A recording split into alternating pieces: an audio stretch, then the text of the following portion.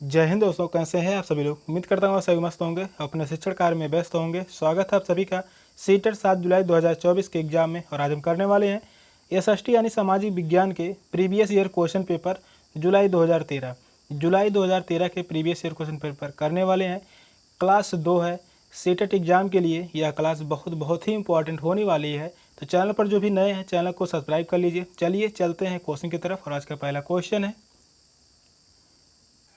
Big beer एक उदाहरण है आकाशगंगा का, नक्षत्र मंडल का, तारा का, गैलेक्सी का। कौन सा ऑप्शन राइट होगा। तो आप सभी बताइए इन चारों ऑप्शन में से कौन सा ऑप्शन सही होगा।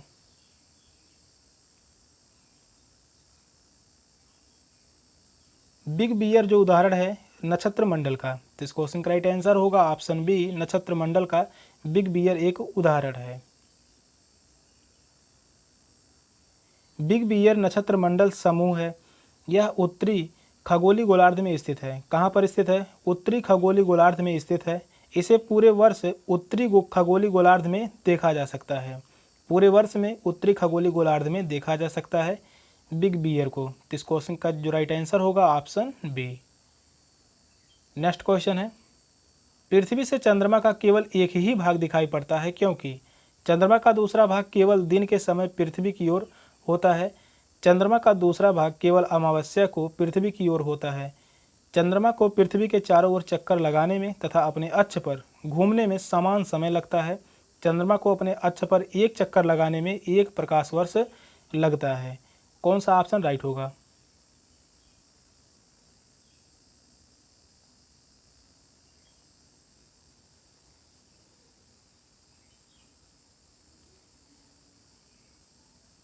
तो आंसर दीजिए कौन सा ऑप्शन राइट होगा। क्वेश्चन कह रहा है पृथ्वी से चंद्रमा का केवल एक ही भाग दिखाई पड़ता है क्योंकि चंद्रमा को पृथ्वी के चारों ओर चक्कर लगाने में तथा अपने कक्ष पर घूमने में समान समय लगता है। तो इस क्वेश्चन का राइट आंसर होगा ऑप्शन सी।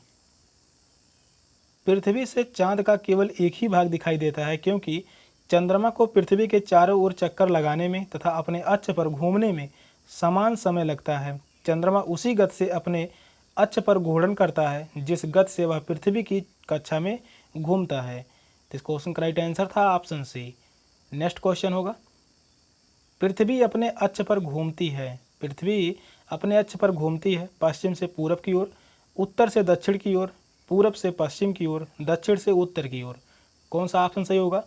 यह क्वेश्चन काफ़ी इंपॉर्टेंट है, यह काफ़ी बार पूछा गया है। तो कौन सा ऑप्शन राइट होगा।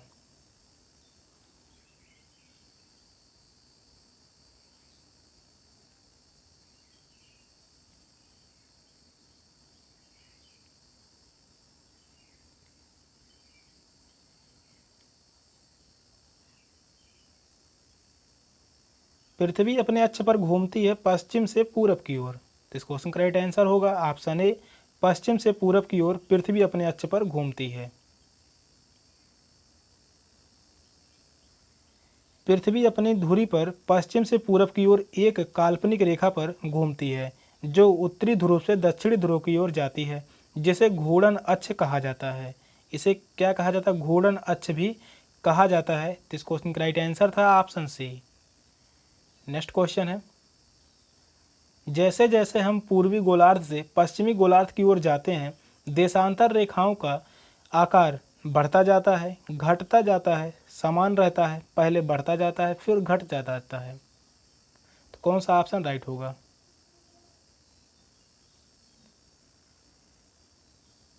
तीन चारों ऑप्शन में से कौन सा ऑप्शन सही होगा।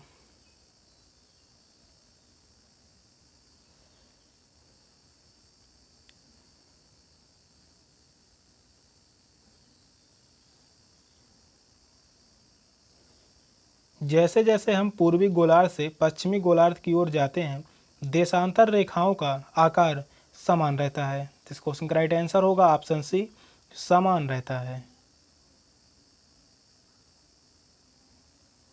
पूर्वी गोलार्ध से पश्चिमी गोलार्ध की ओर जाने पर देशांतर रेखाओं का आकार जो है वह समान रहता है। पृथ्वी के पूर्वी व पश्चिमी गोलार्ध समान होते हैं। पूर्वी व पश्चिमी गोलार्ध जो हैं वह पृथ्वी के समान होते हैं। तो इस क्वेश्चन का राइट आंसर होगा ऑप्शन सी। नेक्स्ट क्वेश्चन है, पृथ्वी दिन कहलाता है जितने समय तक सूर्य पृथ्वी पर एक विशेष स्थान पर चमकता है। ग्रीनविच का मानक समय। पृथ्वी द्वारा अपने अक्ष पर घूमने में लिया गया समय। पृथ्वी द्वारा सूर्य के चारों ओर परिक्रमा में लिया गया समय। कौन सा ऑप्शन राइट होगा?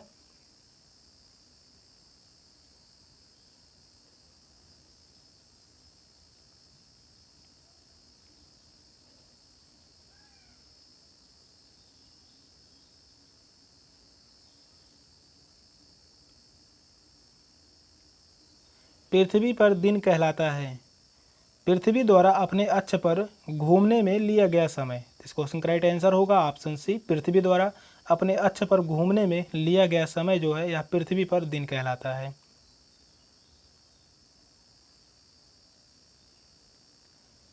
पृथ्वी पर दिन का समय वह समय है जिसमें पृथ्वी अपने कक्ष पर एक चक्कर लगाती है। पृथ्वी अपने कक्ष पर ही घूमती है जिसे घूर्णन की गति कहा जाता है। यह पृथ्वी के उत्तरी व दक्षिणी ध्रुवों से होकर गुजरती है। पृथ्वी के उत्तरी व दक्षिणी ध्रुवों से होकर गुजरती है। तो इस क्वेश्चन का राइट आंसर होगा ऑप्शन सी। नेक्स्ट क्वेश्चन है, विषुव के दिन सूर्य की सीधी किरणें पड़ती हैं कर्क रेखा पर, विषुवत रेखा पर, मकर रेखा पर, आर्कटिक वृत्त पर। कौन सा ऑप्शन सही होगा?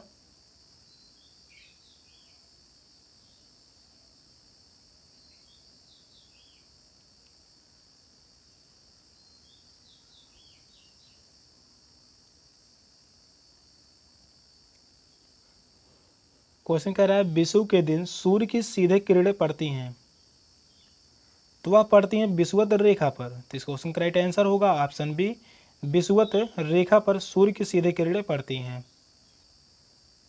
विषुव के दिन सूर्य की किरणें विषुवत रेखा पर सीधी गिरती हैं। यह हो गया पृथ्वी और यह हो गया सूर्य। सूर्य की जो किरणें हैं वह सीधे कहाँ पर पड़ती हैं? विषुवत रेखा पर। यह 0 अंश अक्षांश रेखा जिसे हम विषुवत रेखा कहते हैं। ऊपर जो होगा 23.5 अंश उत्तरी जो है यह कर्क रेखा और नीचे 23.5 अंश दक्षिणी जो है वह होगा मकर रेखा। तो सूर्य की किरणें कहाँ पड़ती हैं? विषुवत रेखा पर। विषुव के दिन सूर्य की किरणें विषुवत रेखा पर सीधी गिरती हैं। विषुव वह खगोलीय घटना है जिसमें पृथ्वी की विषुवत रेखा सूर्य के केंद्र से होकर गुजरती है। इससे ही रात व दिन की घटनाएं होती हैं तथा दिन की अवधि पूरी पृथ्वी पर समान होती हैं। इस क्वेश्चन का राइट आंसर था ऑप्शन बी, विषुवत रेखा पर। नेक्स्ट क्वेश्चन है, अटलांटिक महासागर में अनेक पोताश्रय एवं पत्तन है क्योंकि संयुक्त राज्य अमेरिका एवं यूरोप के बीच भारी समुद्री व्यापार होता है। अटलांटिक महासागर में मत्स्य उद्योग विकसित है।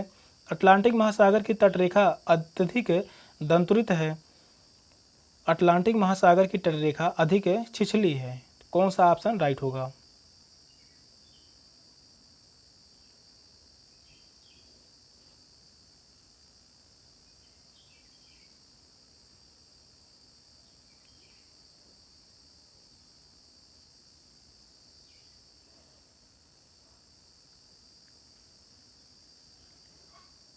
अटलांटिक महासागर में अनेक पोताश्रय हैं एवं पत्तन हैं क्योंकि अटलांटिक महासागर की तटरेखा जो है अधिक दंतुरित है। इस क्वेश्चन का राइट आंसर होगा ऑप्शन सी, अटलांटिक महासागर की तटरेखा अधिक दंतुरित है।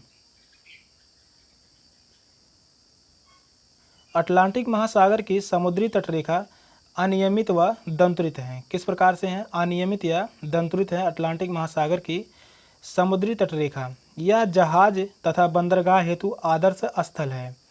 अटलांटिक महासागर विश्व का दूसरा बड़ा महासागर है। विश्व का दूसरा सबसे बड़ा महासागर जो है वह है अटलांटिक महासागर। तो इस क्वेश्चन का राइट आंसर होगा ऑप्शन सी। नेक्स्ट क्वेश्चन है, दुनिया की सबसे लंबी पर्वत श्रृंखला कौन सी है? Himalaya, Rocky, Andes, Alps. कौन सा ऑप्शन सही होगा?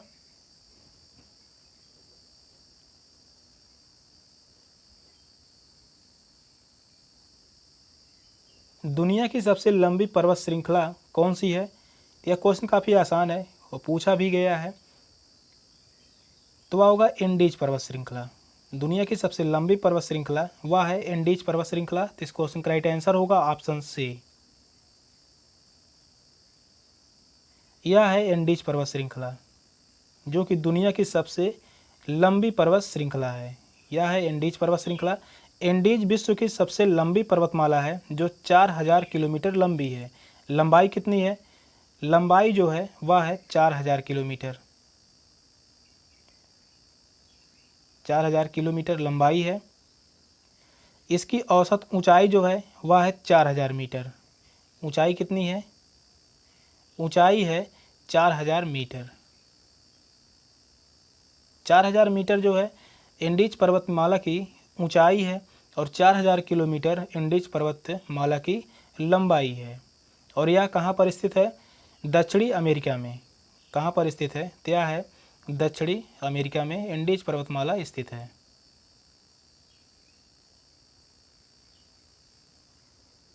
तो इस क्वेश्चन का राइट आंसर होगा option C Andes. Next question है, भारत में उष्णकटिबंधीय वर्षावन पाए जाते हैं मध्य प्रदेश में, हिमाचल प्रदेश में, अंडमान निकोबार द्वीप समूह में, राजस्थान में। कौन सा ऑप्शन सही होगा?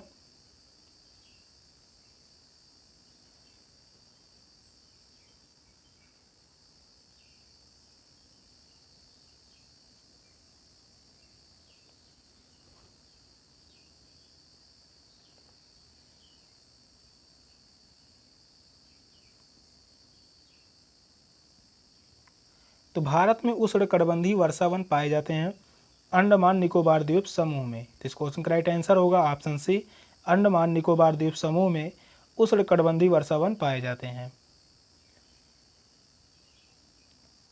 भारत में उष्णकटिबंधीय वर्षावन अंडमान व निकोबार द्वीप समूह में पाए जाते हैं। अंडमान निकोबार द्वीप समूह की राजधानी पोर्ट ब्लेयर है। अंडमान निकोबार द्वीप समूह की जो राजधानी है पोर्ट ब्लेयर है। तो इस क्वेश्चन का राइट आंसर होगा ऑप्शन सी। नेक्स्ट क्वेश्चन है, लौटते मानसून के समय आर्द्र पवनें बहती हैं घाटी से मैदान की ओर, स्थल से समुद्र की ओर, समुद्र से स्थल की ओर, पठार से मैदान की ओर। तो बताइए कौन सा ऑप्शन राइट होगा?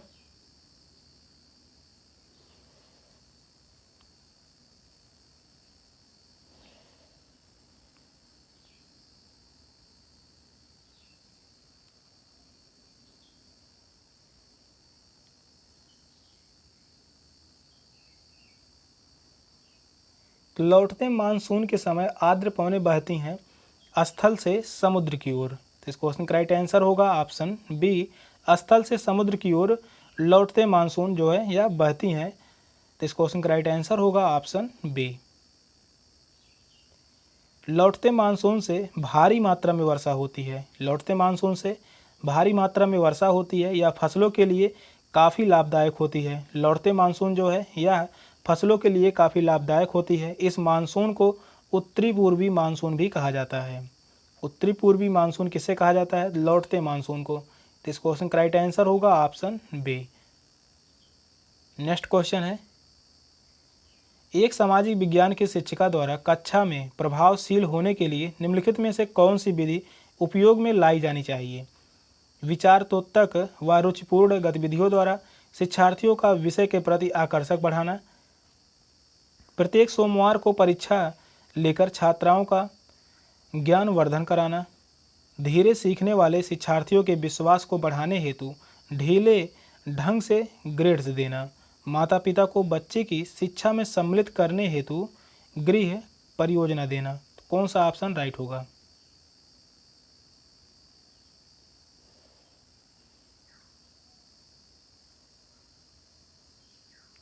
तो बताइए कौन सा ऑप्शन राइट होगा?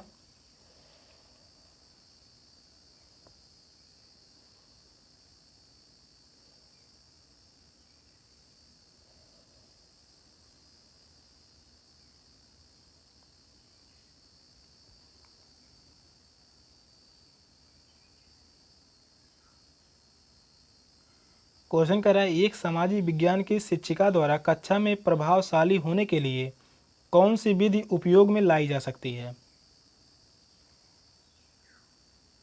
तो वह होगा विचारोत्तेजक व रुचिपूर्ण गतिविधियों द्वारा शिक्षार्थियों का विषय के प्रति आकर्षक बढ़ाना। तो इस क्वेश्चन का राइट आंसर होगा ऑप्शन ए। 11 नंबर क्वेश्चन का राइट आंसर है ऑप्शन ए। छात्रों की भागीदारी निश्चित रूप से उनकी अधिगम प्रक्रिया के आसान व रुचिकर बनाता है।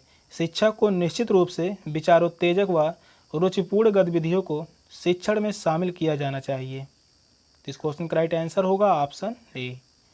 नेक्स्ट क्वेश्चन है, संविधान पर चर्चा करते समय यह महत्वपूर्ण है कि इसकी चर्चा ऐतिहासिक परिप्रेक्ष्य में की जाए ताकि छात्र जागरूक हो सकें कि लोकतंत्र की जड़ें भारत में हैं। प्राचीन भारत में गणतंत्र फल फूल रहा है। उपनिवेश के विरुद्ध संघर्षों का इस पर गहरा प्रभाव है। भारतीय संविधान विश्व का सबसे पुराना संविधान है। कौन सा ऑप्शन राइट होगा?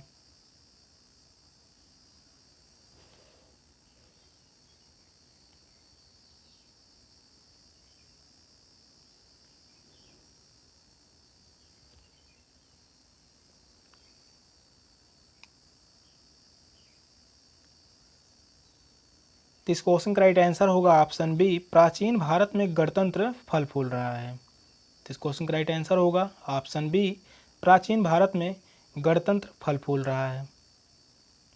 संविधान पर चर्चा करते समय शिक्षक को चाहिए कि वह इसकी चर्चा ऐतिहासिक परिप्रेक्ष्य में करे। इससे शिक्षार्थी सबसे अधिक प्रभावी औपनिवेशवात्मक संग्राम के बारे में जानकारी प्राप्त करते हैं। आधुनिक राष्ट्रवाद का विकास औपनिवेशवाद के विरोध के कारण ही हुआ था। आधुनिक राष्ट्रवाद का विकास औपनिवेशवाद के विरोध के कारण ही हुआ था। तो इस क्वेश्चन का राइट आंसर होगा ऑप्शन बी। नेक्स्ट क्वेश्चन है, सामाजिक विज्ञान में परिणाम आधारित शिक्षार्थी अधिगम मॉडल निम्नलिखित में से किन पर प्राथमिक तौर पर केंद्रित होगा? समूह गतिविधियां, भ्रमण एवं संकलित परीक्षाएं, कक्षा में पाठ्यक्रम का पूर्ण अध्ययन करवाना, सूचना आधारित शिक्षण व संकलित आकलन। अधिगम उद्देश्य, अधिगम गतिविधियां, रचनात्मक व संकलित आकलन। शिक्षा उद्देश्य, नई शिक्षण पद्धतियां, बोर्ड परीक्षा। कौन सा ऑप्शन राइट होगा? तो बताइए इन चारों ऑप्शन में से कौन सा ऑप्शन सही होगा?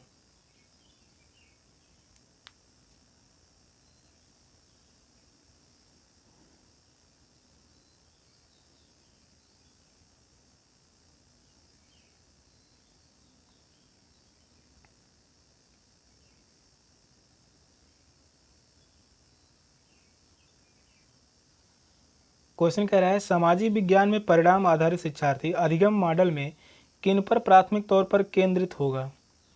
तो अधिगम उद्देश्य, अधिगम गतिविधियां, रचनात्मक व संकलित आकलन। तो इस क्वेश्चन का राइट आंसर होगा ऑप्शन सी। 13 नंबर क्वेश्चन का राइट आंसर होगा ऑप्शन सी, अधिगम उद्देश्य, अधिगम गतिविधियां, रचनात्मक व संकलित आकलन। सामाजिक विज्ञान में परिणाम आधारित शिक्षार्थी अधिगम मॉडल, अधिगम उद्देश्य, गतिविधियां, रचनात्मक व संकलित आकलन पर केंद्रित होता है। इस मॉडल का मुख्य कार्य प्राथमिक रूप से रचनात्मक व संकलित मूल्यांकन करना होता है। यह कक्षा में छात्रों की प्रत्येक गतिविधियों में शामिल होने की प्रक्रिया को बढ़ावा देता है। नेक्स्ट क्वेश्चन है, समाज विज्ञान विषय वस्तु का उद्देश्य होना चाहिए। छात्रों को विश्व में होने वाली घटनाओं से परिचित करवाया जाए। छात्रों को परिचित सामाजिक यथार्थों का आलोचनात्मक अन्वेषण एवं उन पर प्रश्न उठाकर जागरूक बनाया जाए। छात्रों में राष्ट्रीयता की भावना का विकास किया जाए। विकसित देशों के बारे में जानकारी दी जाए। बताइए कौन सा ऑप्शन राइट होगा?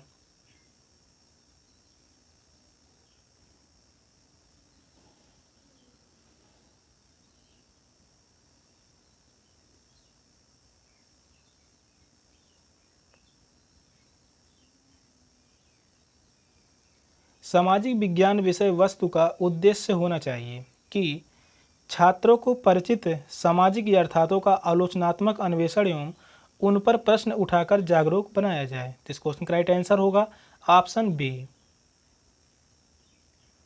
सामाजिक विज्ञान विषय वस्तु का मुख्य उद्देश्य छात्रों को परिचित सामाजिक यथार्थों का आलोचनात्मक अन्वेषण एवं उन पर प्रश्न उठाकर जागरूक बनाया जाए।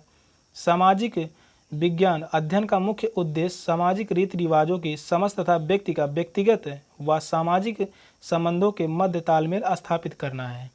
तो इस क्वेश्चन का राइट आंसर होगा ऑप्शन बी। नेक्स्ट क्वेश्चन है, हमारे जैसे विविधतापूर्ण समाज में पाठ्य पुस्तकें इस प्रकार की होनी चाहिए कि वे बच्चों को अच्छा नागरिक बनाने के सरकार के दृष्टिकोण को प्रतिबंधित करें। वे विवादित मुद्दों से दूर रहें। सभी क्षेत्रों एवं सामाजिक समूहों का उनसे जुड़ाव हो। अलग अलग क्षेत्रों के लिए अलग अलग पाठ्य पुस्तकें हों। कौन सा ऑप्शन सही होगा?